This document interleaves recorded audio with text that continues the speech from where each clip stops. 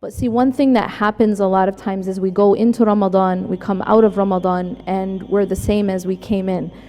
We haven't changed inside. Yes, we have read a lot of Quran, we have prayed a lot of rak'ahs, we have fasted a lot of days, but many of us leave Ramadan completely unchanged. We leave Ramadan as we entered Ramadan.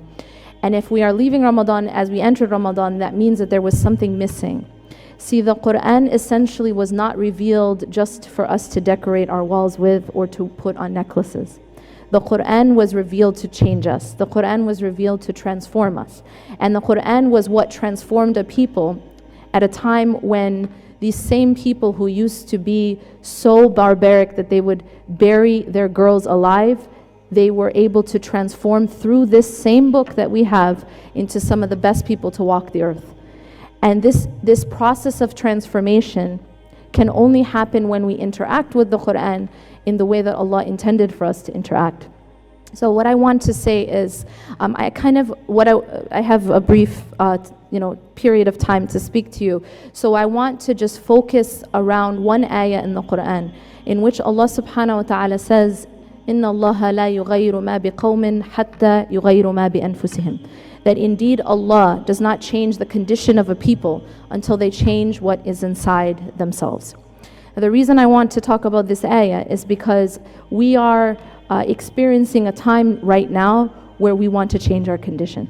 We are experiencing a time right now of a lot of suffering, of a lot of pain. We are seeing suffering down the street. We're seeing suffering across the ocean. We are seeing suffering in our own homes, in our own lives. We are feeling pain. We are seeing pain every single day on the news. We are seeing pain on our news feeds every time we open social media. It's not just hijab tutorials anymore, right?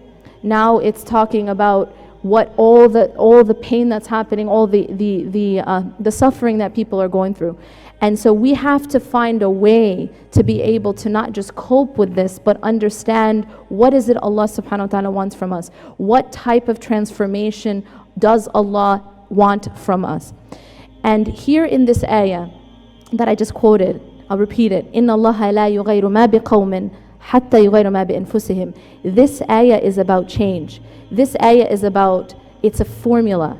It's not just a formula, but it's a divine formula, right? Because you can get a formula from a doctor, it's called a prescription, right? You can get a formula from a scientist, but this is a divine formula, so it's from God, telling us how to change, telling us the formula, the divine formula for transformation. And that is that our condition, our external condition, that condition that we want to change so badly, our political condition, our economic condition, our social condition, our emotional, mental health, all these conditions, that our condition externally will not change until we change what's inside ourselves. Now, there's going to be a lot of people at this conference, and alhamdulillah, they're going to talk to you about activism. They're going to talk to you about the action that we need to take. And that is a conversation we need to have. We need to talk about how to get involved. We need to talk about helping and getting involved with our neighbors and with, and creating bridges. And we need to talk about that. But there's another discussion which we need to have, and that is, what do I need to change within myself? How do I need to change? There's something that you noticed in Ramadan, and that is, all of us know the hadith of the Prophet ﷺ that tells us that in Ramadan, the shayateen are chained, right? We all know this.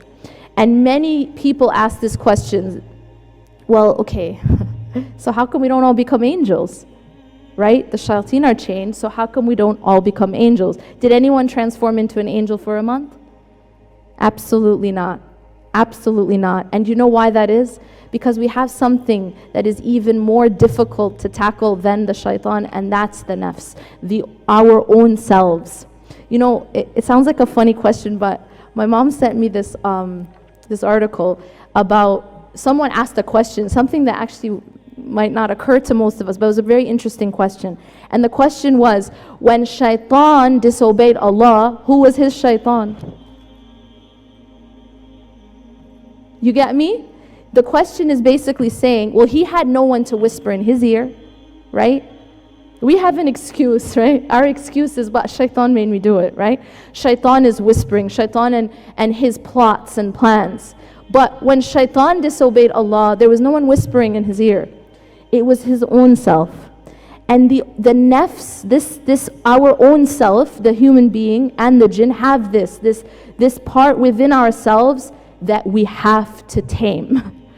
And a lot of times we focus as Muslims so much externally on what we have to tackle, right? Yes, there are problems externally. Yes, there are political problems. Yes, there are social problems. Yes, shaitan is a problem, okay? But what happens is so much, we have so much focus on, I need to fix what is outside, what is external, you know what I mean? It's Israel's fault, right? It's the West. That the problem is always completely external. But we very rarely stop to look internal and say, what do I need to change? You know? And you'll see this just every time you listen to a lecture. You know how when you're listening to a lecture and the speaker's saying stuff and you're just thinking, oh, I really wish my husband was listening, or I really wish my wife would. You know what? I'm going to tell this to so-and-so. And the whole thinking process is that person needs to hear this. That person is this way and that way. But we never really stop and think, am I that way? Right? Is this something I need to think about? Is this something I need to change? And so I want to bring it internal for a second, and I want to emphasize this is not mutually exclusive from the external work. No one can say, I'm only going to work internal and I'm going to neglect the external. You can't. Allah subhanahu wa ta'ala told us that the two go together. الَّذِينَ آمَنُوا وَعَمِلُوا الصَّالِحَاتِ. Those who believe and who do righteous deeds. And these righteous deeds are both internal, working internally, and working externally. So I just want to emphasize that, but I want to focus right now for a moment on the internal. Because Allah subhanahu wa ta'ala told us that on the day of judgment, nothing else is going to matter except for the one. Allah subhanahu wa ta'ala says, this is on the tongue of Ibrahim alayhi salam in a very beautiful extended dua. وَلَا تُخْزِنِي يَوْمَ يُبْعَثُونَ يَوْمَ لَا يَنْفَعُ مَالٌ وَلَا بَنُونَ إِلَّا مَنْ أَتَى اللَّهَ بِقَلْبٍ سَلِيمٍ.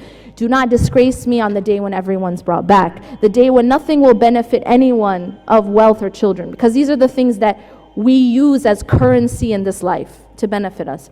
But Allah's saying in that life, none of these things will be of any value. It's like monopoly money, right?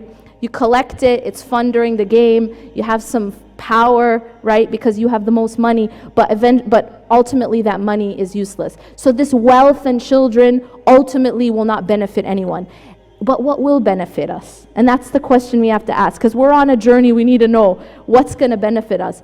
إِلَّا مَنْ أَتَى اللَّهَ بِقَلْبٍ سَلِيمٍ. Except for the one who returns back to Allah with a healthy heart, with a heart that is sound, with a heart that is healthy and sound.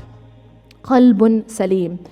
And so I want to just sort of shift our focus for a moment and not to neglect the external battle and the external work and the external struggle, but to shift it internal, because ultimately we will not see real change if we're only working externally. We have to do both. We have to work internally as well as externally. So how then, and of course, I mean, this is something people spend their lives, scholars have spent their lives studying. How do we talk about building a sound heart? How do we talk about qalbun salim? I probably have about, 65 seconds. How many seconds do I have to tell you? Okay, I have more than 65 seconds. So, okay. First, let me just quickly define qalbun salim. What is a healthy heart? Qalbun salim is a heart that does not have a competitor with Allah inside of it. So what does that mean? It means that there aren't things in the heart that we love more than we should love Allah. There aren't things in the heart that we fear more than we fear Allah. There aren't things in the heart that we depend on more than we depend on Allah. You understanding what I'm saying? This is essentially tawheed. Tawheed. What is la ilaha illallah? Well, la ilaha illallah, if I ask you what does it mean, everyone will say, there's no God but Allah. That's how most of us will translate this word, this statement. But la ilaha illallah, the meaning of tawheed, is more than just saying there's no God but Allah. Yes, there's no God but Allah. Yes, there's no creator but Allah. But it's beyond just that. That is part of it. but it's also saying that I don't love anything as I love Allah. I do not fear anything as I fear Allah. And this one is tough, our dependence. This is a very deep discussion.